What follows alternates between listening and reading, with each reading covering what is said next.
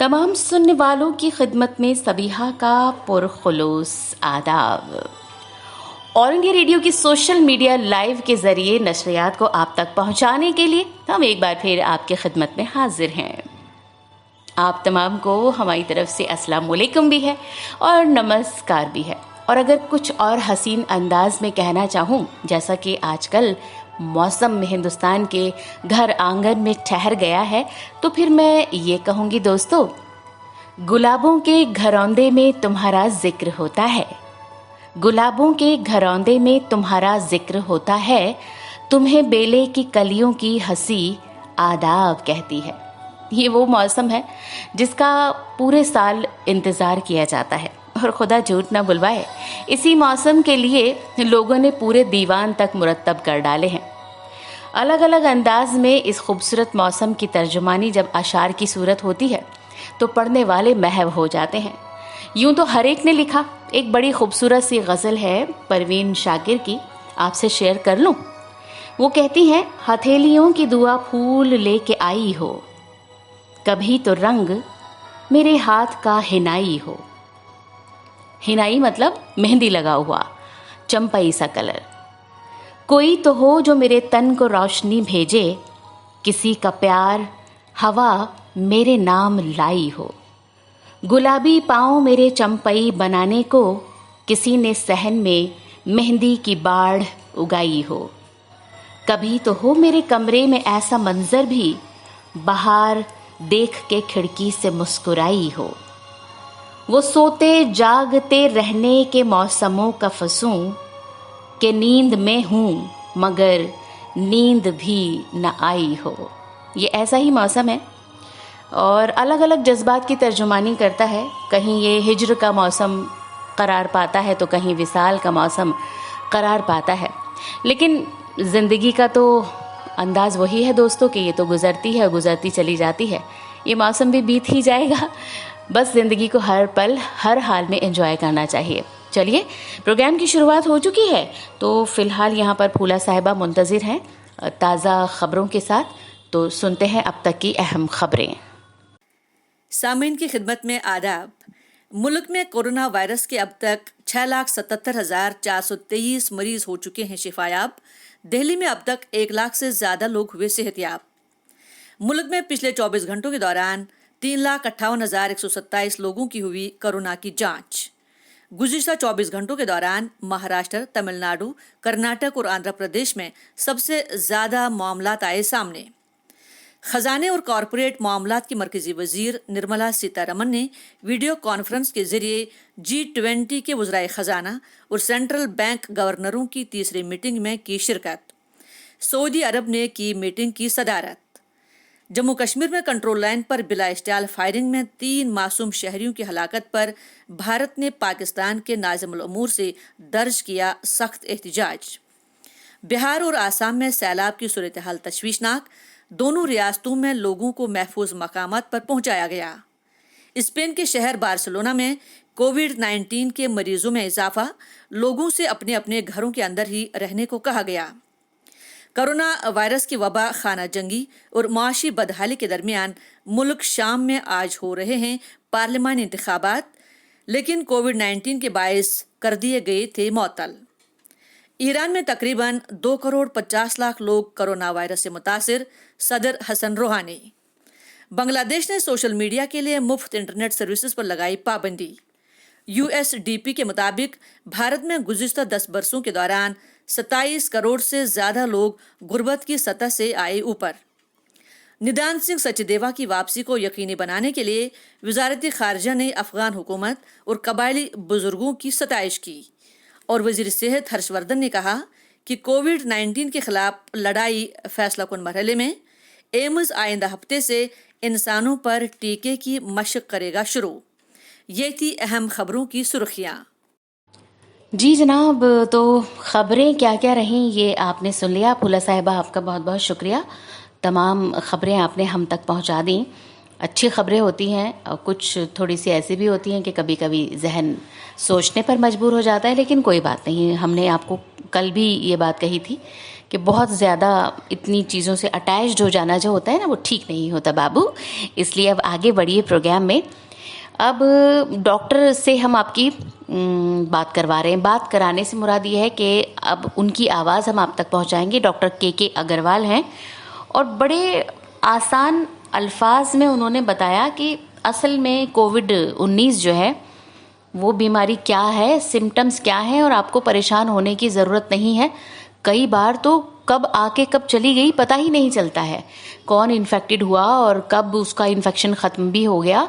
बहुत सी चीज़ें और क्या क्या एहतियात उसमें बरतनी है, ख़ास तौर पर किन चीज़ों के ऊपर नज़र बनाए रखनी है ताकि मरीज़ की जो कंडीशन है वो ज़्यादा सीरियस ना हो। ये सारी की सारी चीज़ें तफसील से बहुत ध्यान से कान लगा के सुनिए डॉक्टर के अग्रवाल को। नंबर 1, कम से कम जितनी भी फैमिलीज से मैंने बात करी, जिनकी फैमिलीज में 9-9, 8-8, 11-11 पेशेंट को फीवर चल रहा है, पहला लक्षण है डायरिया। इन सबको पहले स्टार्ट होगा किसी को डायरिया से, और डायरिया का मतलब है कि वो सबको इन्फेक्शन देगा, और वो डायरिया बुखार से पहले आ रहा है। तो आदमी क्या बोलेगा कि मेरे को मदर को डायरिया हुआ, 2 दिन के बाद में उसको खांसी हो गई, तीसरे दिन में तीसरे को बुखार हो गया। सबको सिम्टम सेम नहीं आएंगे। 40% लोगों को लॉस ऑफ टेस्ट है और लॉस ऑफ स्मेल है, और जिनको लॉस ऑफ स्मेल है और लॉस ऑफ टेस्ट है, जैसे डॉक्टर साहब मेरा लॉस ऑफ स्मेल चला गया, मेरा टेस्ट चला गया, मैं बोलता हूँ कांग्रेचुलेशन, क्योंकि ये माइल्ड कोविड है, कुछ नहीं होने वाला आपको। दवाई लोगे तो ठीक है, ना लोगे तो ठीक है, अपने आप ठीक होने वाला है। कोई आदमी जिसका टेस्ट गया, स्मेल गया, अभी तक सीरियस नहीं हुआ है, इसलिए वो माइल्ड डिसीज है। तो इसलिए प्रार्थना करो, हे भगवान मुझे कोविड देना है तो मेरा टेस्ट ले लो, मेरा स्मेल ले लो, क्योंकि जिंदगी भर मैं नमक और मीठा खा खा के तंग आ गया हूँ। टेस्ट में स्वीट टेस्ट जाएगा, नमक का टेस्ट जाएगा, लेकिन खट्टा टेस्ट नहीं जाएगा। और अगर खट्टा टेस्ट नहीं गया तो खट्टा खाना खाओ, क्या दिक्कत है आपको। नंबर 2, जिनको डायरिया हो रहा है या जीआई सिम्टम्स हो रहे हैं, एनोरेक्सिया हो रहा है, नौशिया हो रहा है, वॉमिटिंग हो रहा है, उनमें हम सीरियसनेस नहीं देख रहे। नंबर 3, जिन लोगों को बुखार आ रहा है वो लो ग्रेड है, 100 से कम। वो कहता है मेरे को हल्का सा 99 बुखार है, कहता है 100 क्रॉस ही नहीं करता, ये टिपिकल कोविड है। और ये बुखार 14 दिन तक आएगा जाएगा। लोग परेशान क्या हो रहे हैं, बुखार आया था चला गया फिर आ गया, कोई बात नहीं, उससे आंख में चोली खेलने दो। 14 दिन तक ये बुखार रहेगा। जिनको आया है, किसी को 2 दिन में चला जाएगा, किसी को 4 दिन में चला जाएगा, किसी को ये 14 दिन तक रहेगा। लेकिन बुखार 103 क्रॉस 100 में से 1 या 2 को करेगा। तो अगर बुखार 101 आ रहा है, 102 आ रहा है, कोई चिंता नहीं, आने दो, कोई बात नहीं, वी एक्सेप्टेड लाइक ग्रेसफुली उसके साथ। ये गला खराब नहीं करेगा, होर्सनेस ऑफ वॉइस नहीं करेगा। कहते हैं ना वायरल में मेरी आवाज बैठ गई, अगर किसी की आवाज बैठ गई वो कोविड नहीं है। ये जोड़ों में दर्द नहीं करेगा, जिसके जोड़ों में दर्द हो रहा है वो कोविड नहीं है। ये वीकनेस करेगा आपको। आप बोलोगे कि मेरे को थकान लग रही है, कोविड है। कोई बोलेगा कि मेरे को जो हेडेक हो रहा है, फैमिली के अंदर में एक आदमी बोलेगा मेरे को हेडेक हो रहा है, दूसरा बोलेगा बुखार है, तीसरा बोलेगा मेरे को लूज मोशन है, तीनों कोविड है। और आप लोग मिस कर रहे हैं उसको, क्योंकि समझते हो कि इसके लिए तो खांसी होना जरूरी है, इसके लिए तो ब्रेथलेसनेस होना जरूरी है। जरूरी नहीं है। जो मेरे पास में 1000 पेशेंट्स आ रहे हैं, अभी तक सिर्फ 2 को ऑक्सीजन की जरूरत पड़ी है। आज तक सारे के सारे इसी जन्म में, किसी ने नया जन्म नहीं लिया है अभी तक। अब ये जो आज की डेट के अंदर में हर बीमारी का एक एक्सीडेंट होता है, उसे मैसिव हार्ट अटैक हुआ, मर गया, मैसिव एक्सीडेंट हुआ, मैसिव इन्फेक्शन हुआ, उसी तरीके से एक मैसिव निमोनिया भी होता है। वो किसको होगा पता नहीं है, वो चला गया, इसका मतलब नहीं है कि हम जाने वाले हैं। इस बीमारी से ज्यादा लोग बचेंगे देन मरेंगे। आपकी डायबिटीज कंट्रोल हो गई, ब्लड प्रेशर कंट्रोल हो गया, ज्यादा ध्यान दे रहे हैं, तो अल्टीमेटली नंबर ऑफ डेथ्स कम होंगी, बढ़ेंगे नहीं।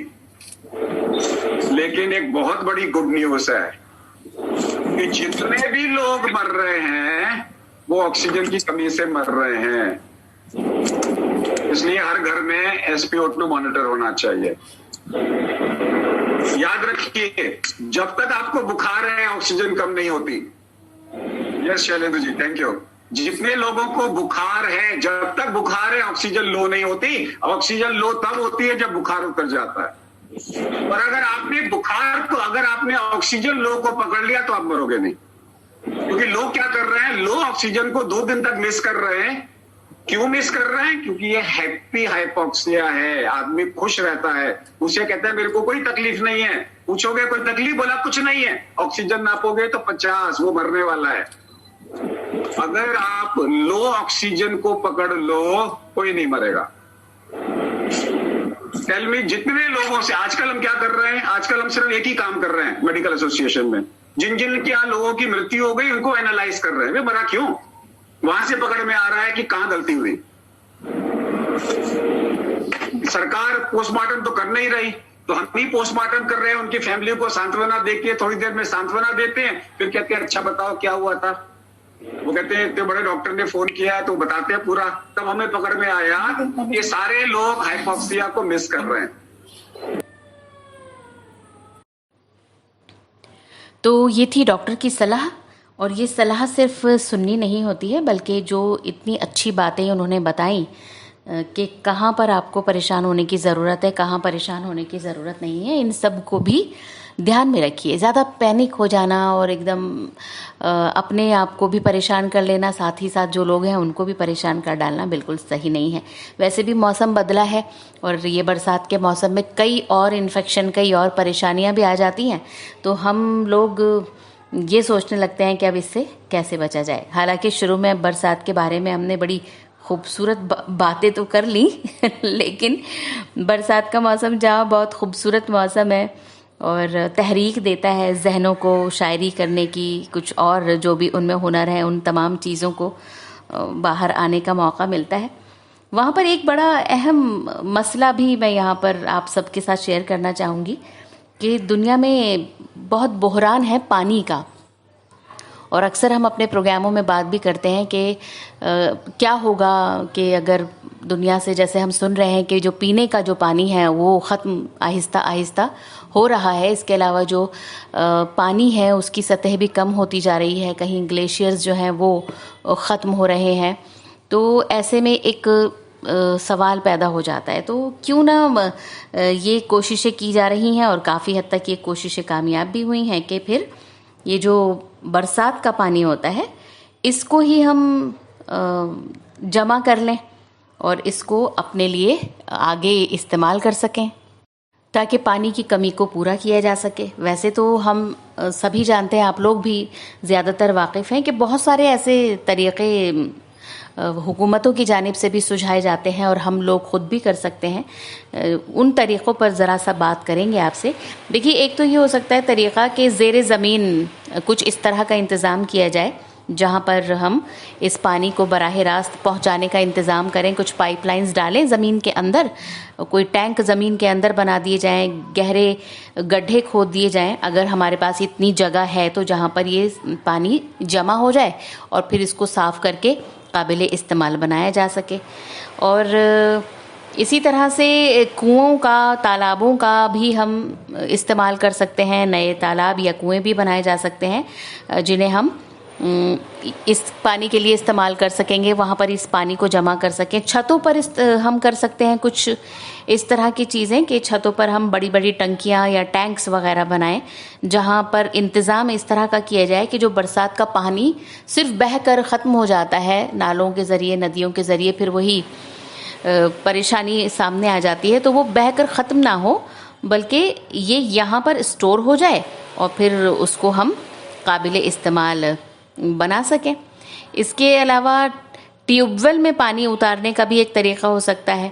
इसमें आप, जो लोग ट्यूबवेल का इस्तेमाल कर सकते हैं वो हमसे ज़्यादा जान सकते होंगे, क्योंकि शहरों में इस तरह की चीज़ें थोड़ी कम होती हैं, लेकिन जो कस्बात हैं, देहात हैं, खुले इलाके हैं, वहाँ पर ट्यूबवेल का इस्तेमाल खूब होता है। तो ये कहते हैं कि ये भी काफ़ी अच्छा रहता है कि आप इसमें ट्यूबवेल को जोड़ लीजिए इस पानी से और फिर ये फ़िल्टर वगैरह लगा के इस पानी को काबिल इस्तेमाल बना सकते हैं। और बहुत से तरीक़े हैं कि बरसाती पानी है, बस वो सीधा कहीं वेस्ट नहीं होना चाहिए, चाहे वो ज़ेरे ज़मीन जो आपने बनाया है टैंक, या फिर जो छतों पर आपने मकानों की छतों के ऊपर छोटी छोटी टंकियाँ या छोटे छोटे टैंक्स बना लिए हैं उनमें आप जमा करें। गरज ये है कि ये पानी जो है ये ख़त्म नहीं हो, बस हम आगे चलकर आने वाली दुनिया में इसको इस्तेमाल कर सकें। और फिर ये जो जमा पानी होगा ये हमारे न सिर्फ पीने के पानी के तौर पर इस्तेमाल होगा, घरेलू कामकाज के लिए इस्तेमाल हो सकेगा। बड़े बड़े कारखानों में, सनतों में पानी की बहुत ज़्यादा ज़रूरत होती है, खेती बाड़ी के लिए ज़रूरत होती है, वहाँ इस्तेमाल किया जा सकेगा। तो कुल मिलाकर हम फ़ायदे ही फ़ायदे का सौदा करेंगे। अगर हम सिर्फ बरसते हुए पानी को देख रहे हैं, एंजॉय कर रहे हैं, उसके स्टोरेज का कोई हमने इंतज़ाम नहीं किया है, तो मज़ेदारी नहीं है। आप इस पानी को किसी न किसी तौर पर, छोटे छोटे घरों में भी आप ये चीज़ें कर सकते हैं। तरीक़े सोचिए और उन तरीक़ों के ज़रिए इस बहते हुए पानी को स्टोर कीजिए ताकि ये पानी जो है हमारे काम आए। बरसात अच्छी है तो ज़मीन को भी बहुत सारी नमी मिल जाती है, खेती भी अच्छी होती है, पेड़ पौधों के लिए वाफिर मकदार में पानी आ जाता है, मिल जाता है, ज़मीन अंदर तक तर हो जाती है। लेकिन वही वाला सवाल एक बाकी रहता है कि ज़मीन को तो सैराबी मिल गई, बाकी लोगों का क्या? तो इस ज़िम्न में सोचिएगा ज़रूर और कुछ ना कुछ काम ज़रूर कीजिएगा। अक्सर इस तरह की ख़बरें देखते भी हैं हम कि कई लोगों ने बहुत आसानी के साथ कम कीमत में कुछ इस तरह की चीज़ें की जहाँ पर उन्होंने रेन वाटर हार्वेस्टिंग की तरफ ध्यान दिया और काफ़ी कामयाब भी रहे। मैं आपको ज़रा सा ये भी बता दूं कि जब हम ये पानी, जो बारिश का पानी होता है, इसको जब हम जमा कर लेते हैं, प्रिजर्व कर लेते हैं, तो इसमें हमें कुछ एहतियात भी बरतनी होती है। ये पानी को इस्तेमाल करने से पहले अच्छे से फ़िल्टर किया जाना चाहिए, जिससे इसमें अगर कुछ ऐसी चीज़ें, ऐसे मादे हैं जो जहरीले हैं, तो फिर उनसे हम बच सकें और वो पानी बिल्कुल साफ़ हो जाए। इसके अलावा बारिश से जमा किया हुआ जो पानी है उसको ऐसे बर्तन में रखना चाहिए जो डायरेक्ट, या ऐसी जगह रखना चाहिए जो डायरेक्ट धूप से जिसका ताल्लुक़ ना हो, मतलब धूप की जगह पर ना हो रखा हुआ हो, तो थोड़ा सा इसमें कुछ रिएक्शंस होने लगते हैं धूप की वजह से। और अच्छी तरह से उबाल कर इसको इस्तेमाल करना चाहिए ताकि इसमें अगर कोई भी जहरीले बैक्टीरियाज हैं तो वो बिल्कुल साफ़ हो जाएं और ये हमारी सेहत के लिए बिल्कुल अच्छा हो। तो ये थी कुछ बातें बारिश के पानी का बचाव और उसमें क्या क्या एहतियात हमें बरतनी है इस हवाले से। ऑल इंडिया रेडियो से आप सुन रहे हैं उर्दू सर्विस की नशरियात सोशल मीडिया लाइव के ज़रिए। शुक्रिया सबिहा। वाटर हार्वेस्टिंग यानी पानी के तहफ़्फ़ुज़ के मुतालिक बड़ी उम्दा बातें आपने बताई और आपकी बातें सुनकर एक ही जुमला याद आ रहा है इस वक्त, जल ही जीवन है। सभी प्यारे प्यारे दोस्तों को नईम का भी आदाब, सलाम, नमस्कार, सत श्री अकाल। कैसे हैं दोस्तों, केम छो? उम्मीद करते हैं मजामा होंगे हमारे तमाम दोस्त और लुत्फ़ ले रहे होंगे भीगे भीगे मौसम का। और आपसे मिलकर इस भीगे भीगे मौसम में हम भी हो गए मजामा। तो दोस्तों, इस भीगे भीगे मौसम में तड़का लगाते हैं नग़्मो तबस्सुम का और आपको सुनाते हैं कुछ हंसी के चटपटे गोलगप्पे। दुनिया के बेहतरीन उर्दू बोलने वालों में मुकाबला था। सवाल निहायत ही मुश्किल पूछा गया था कि सुकून, इत्मीनान, खुशी, खामोशी और ज़हनी यकसुई को ज़्यादा से ज़्यादा 5 अल्फाज के जुमले में बयान करें। सुकून, इत्मीनान, खुशी, खामोशी और ज़हनी यकसुई, इसको ज़्यादा से ज़्यादा 5 अल्फाज के जुमले में बयान करना थोड़ा सा टेढ़ी खीर था।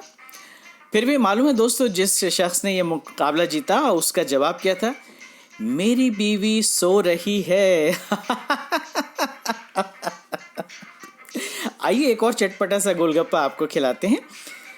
खामिद माली मुश्किलात का शिकार हो गया, घर में परेशान बैठा था कि घरवाली ने पीछे से आकर कंधे पर हाथ रखा, कंधा थपथपाया, तसल्ली दी और अपनी उंगली से हीरे की अंगूठी उतार कर देते हुए कहा, ये लीजिए मेरे सरकार, मेरे सरताज, इसको बेचकर अपनी ज़रूरत पूरी कर लीजिए।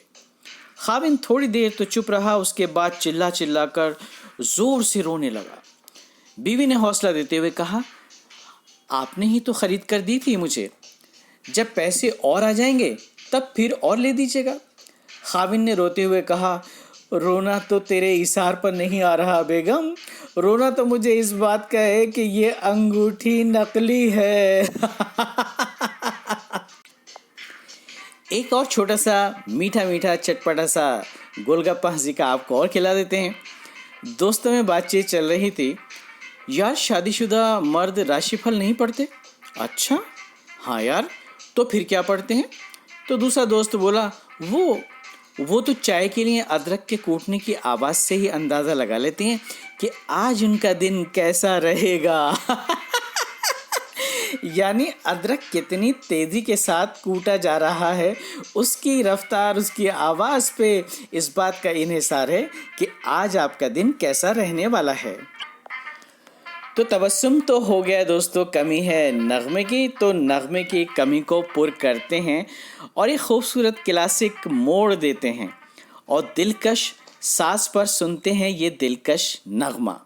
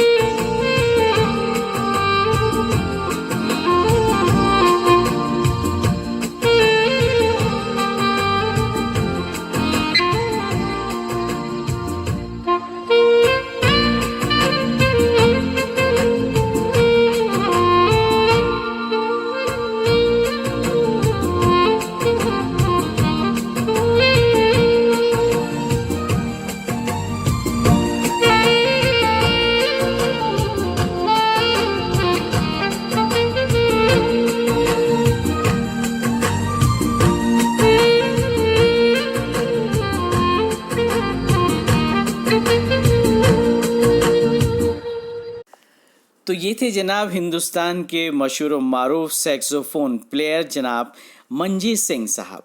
बहुत ही दिलकश नगमा आपने साज पर सुनाया और हम तो महव हो गए इस साज में, कहीं खो से गए थे। अब बरखा रुत हो और हम या आप इस बरखा में ना खोएं या फिर किसी के तसव्वुर में ना खोएं, ये कैसे हो सकता है। अब इतनी बातें बरसात की, बरखा रुत की हो रही हैं, तो आइए लगे हाथों एक बरखा रुत का क्लासिकल नगमा सुन लिया जाए। कैसा रहेगा? उम्दा रहेगा दोस्तों, यकीनन। आइए महसूस होते हैं।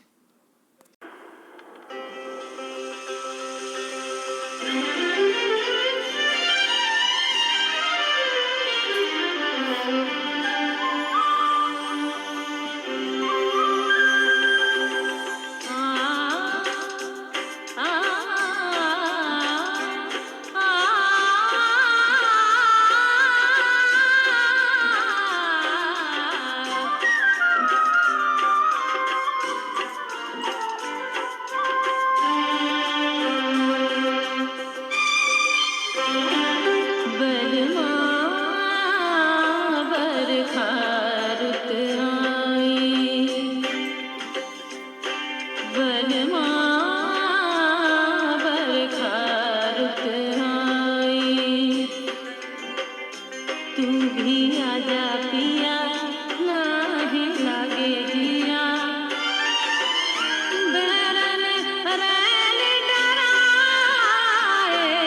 बरमा बरखा रुत आई, तू भी आजा पिया, नाही लागे जिया, बैरन रैन डराए, बरमा बरखा रुत आई।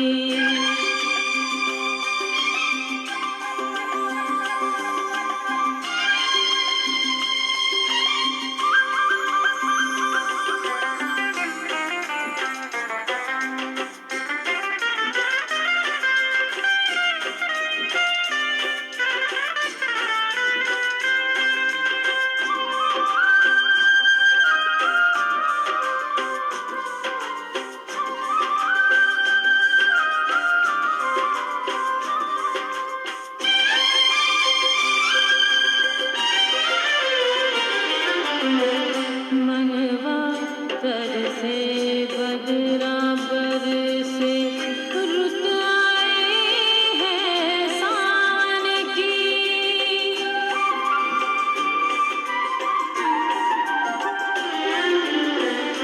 रस की बूंदें छम छम बरसे, आस लगी तोरे आन की, आस लगी तोरे नाम की, तू भी आ